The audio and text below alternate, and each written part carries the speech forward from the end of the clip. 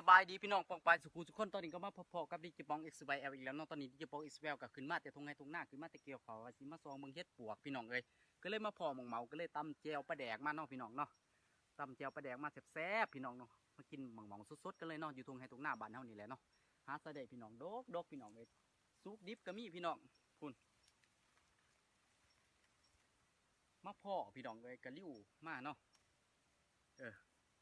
ตำแจวแซ่บๆเนาะพี่น้องเนาะกินแซ่บๆเลยพี่น้อง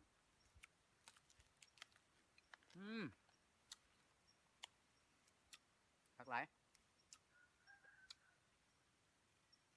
มาพี่น้องมากินน้ำกันแซ่บๆพี่น้องดกอีลิพี่น้องเอ้ยดก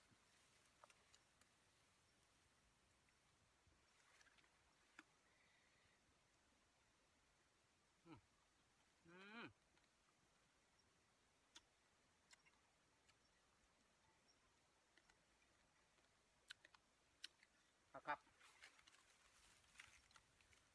เจ้ากับเจ้าปลาแดก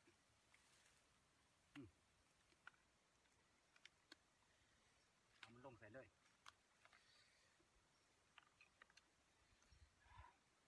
กินแซ่บๆเลยพี่น้องกินแซ่บๆพี่น้อง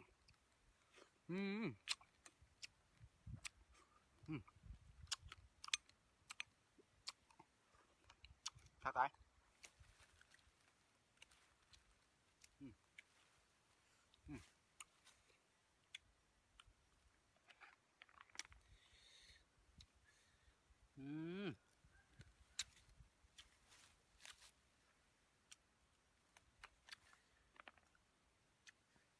ส่งผมโบเกียวพี่น้องเอาแต่มันสิไปขอแต่ว่ามันแสบอย่างเดียว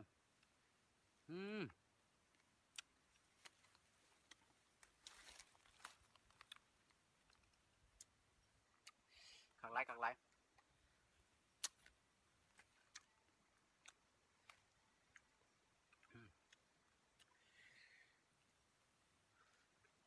สดพี่น้อง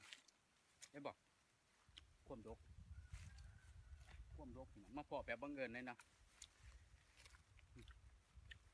ทำสิกิน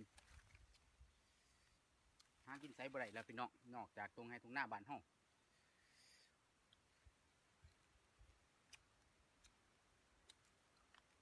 สิไปอยู่ในเมืองสิไปอยู่ไซก็ต้องกินหอดบ้านหน้าเนาะพี่น้องเนาะ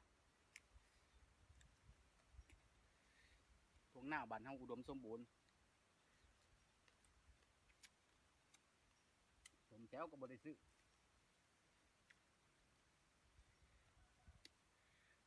แจ้วปลาแดกพี่น้องปลาแดกปลาซิว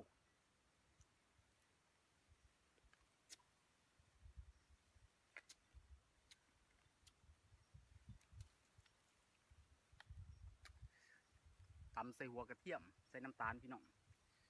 มีขิงกับใส่ขิงก็ได้เด้อพี่น้องเด้อแต่นี่บ่ได้ใส่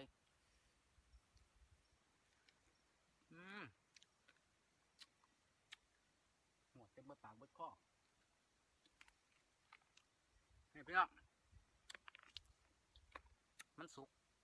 ดิบพอดีแสบตัวสุกมันกับสีหวานๆสมๆเนาะสามารถเอาหมากมันนี่ไปเห็ดเหล่ามังใหม่เนี่ยพี่น้องเนาะเราไปบองเห็ดเหล่ามังใหม่กินเนาะไหลกี่กันแสบ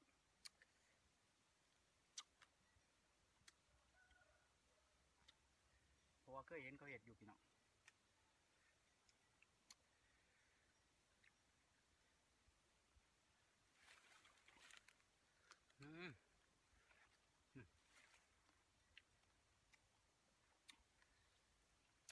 ขากหลาย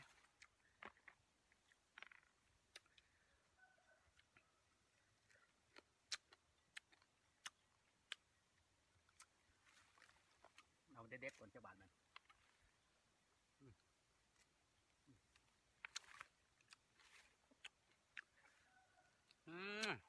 สุดยอดพี่น้อง